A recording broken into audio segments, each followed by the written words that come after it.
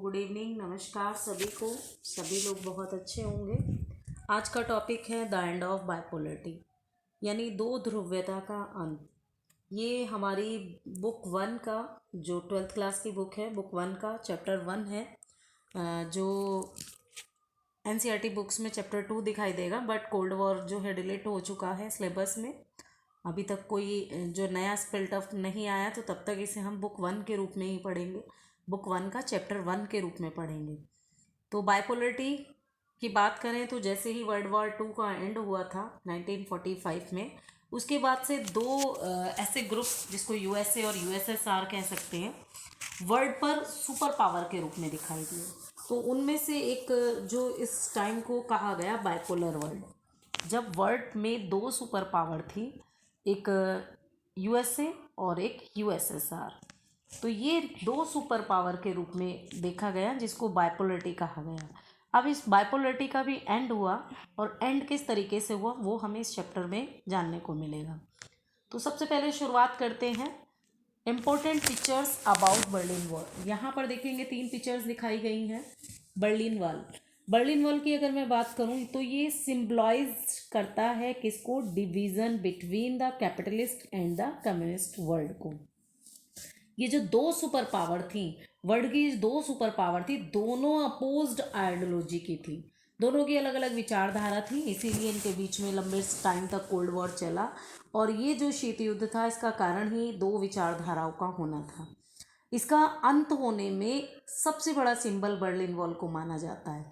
अब Berlin wall के बारे में पहले बता दी जाए कि बर्लिन एक जगह है जर्मनी की, वहाँ पर बर्लिन को दो भागों में बांट दिया गया, दीवार खींचकर, ईस्ट बर्लिन और वेस्ट बर्लिन के रूप में। ये आइडियोलॉजिकल वॉर था, क्योंकि ये एरिया दोनों ही जो हमारी सुपर पावर हैं उनके अंडर में आता था। आधा यूएसए का था, आधा यूएसएसआर का था। तो ये आइडियोलॉजिकल वॉर के चक्कर में यहाँ पर एक पूरी वॉल बना दी गई, दीवार बना दी गई।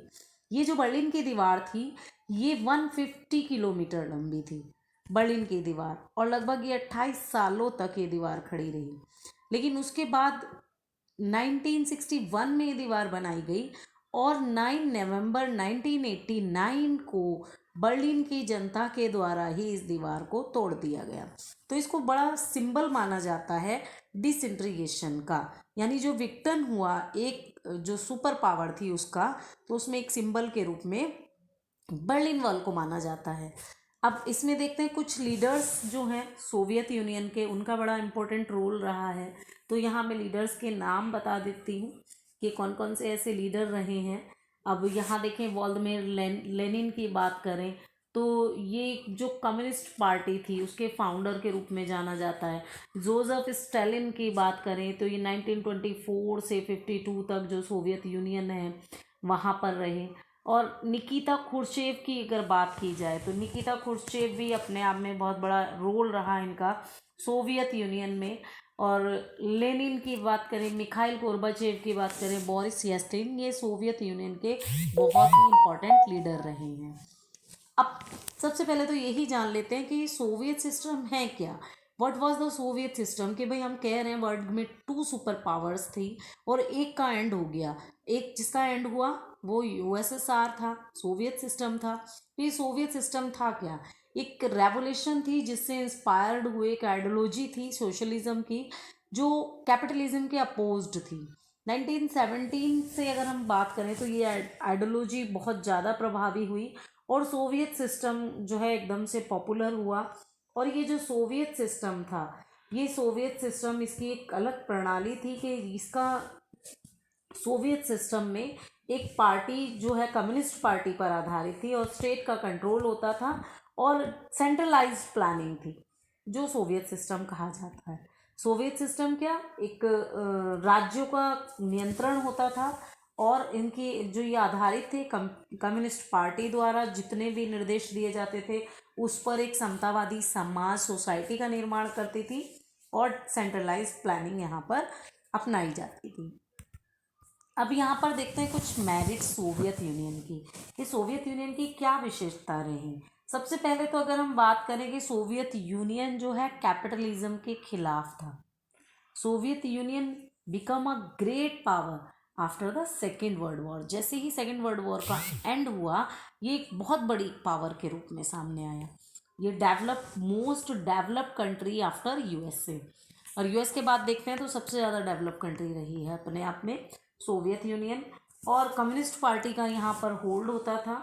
यहाँ पर बात करें तो जो गवर्नमेंट सब्सिडी प्रोवाइड कराती थी on the basic things such as health, education, child care and other welfare scheme, तो ये सब जिम्मेदारी सरकार की होती थी। सरकार जो है ये सारी सुविधा मुहैया कराती थी।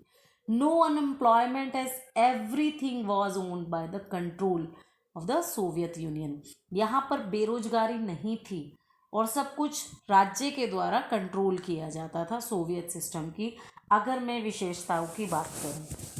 और अगर इसकी थोड़ा सा हम देखते हैं डीमेरिट्स की बात करें, सोवियत यूनियन की डीमेरिट्स, अगर हम डीमेरिट्स की बात करते हैं तो यहाँ पर सबसे पहला पॉइंट क्या होगा, यहाँ पर ब्यूरोक्रेटिक, अगर हम कहें नौकरशाही को बढ़ावा दिया जाता था। और यहाँ पब्लिक की जो एक डेमोक्रेसी और फ्रीडम ऑफ स्पीच की बात करें तो वो फीलिंग जो है यहाँ पर एक जोक्स के रूप में देखा, कार्टून या जोक्स के रूप में उसे कह सकते हैं कि वो प्रोवाइड नहीं थी। सोवियत यूनियन में बहुत टाइट कंट्रोल था, अगर देखें टाइट कंट्रोल था लोगों के ऊपर। तो दूसरा, अगर फ्रीडम उनके पास नहीं थी। 15 रिपब्लिक्स, जो 15 देशों का एक ग्रुप था, ये सोवियत यूनियन मिलके सोवियत यूनियन बना था। अब 15 देश इसमें मिलकर एक देश की तरह, यानी एक सत्ता का रूप में काम करना। यहाँ जो न्यूक्लियर वेपन्स थे उनका ज़्यादा उपयोग किया गया, और जो सिटीज़न थे उनका पॉलिटिकल और इकोनॉमिक जो एस्पिरेशंस थी वो फुलफिल नहीं हो पा रही थी। ये डीमेरिट्स की बात करेंगे सोवियत यूनियन की। अब नेक्स्ट अगर हम देखते हैं Gorbachev and the disintegration. Mikhail Gorbachev की अगर हम बात करते हैं तो ये जो मिखाइल गोर्बाचेव है 1980 के टाइम पर इन्होंने जो है पॉलिटिकल रिफॉर्म और डेमोक्रेटिक को अपनाया उस टाइम पर यूएसएसआर में। और इसी टाइम में जो रिफॉर्म सिस्टम था उसकी शुरुआत भी हुई 1985 के लगभग।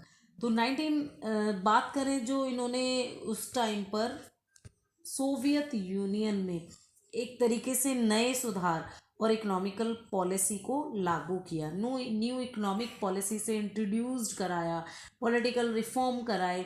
और 1991 में जो कम्युनिस्ट पार्टी थी उसमें देखें तो ओल्ड स्टाइल जो है कम्युनिस्ट पार्टी का वो पूरी तरह से ख़त्म हो गया था, एक नई विचारधारा को इन्होंने लागू किया। अब इसमें बच्चों एक टॉपिक आता है कॉमनवेल्थ ऑफ इंडिपेंडेंट स्टेट, यानी जब हम बात करें कि डिसइंटीग्रेट हो गया और 15 देशों को मिला के कोई एक ग्रुप बना हुआ था तो डिसइंटीग्रेट हो गया, तो यानी वो सेल्फ डिपेंड हो गए। तो declaration on the disintegration of USSR and the formation of Commonwealth of independent state.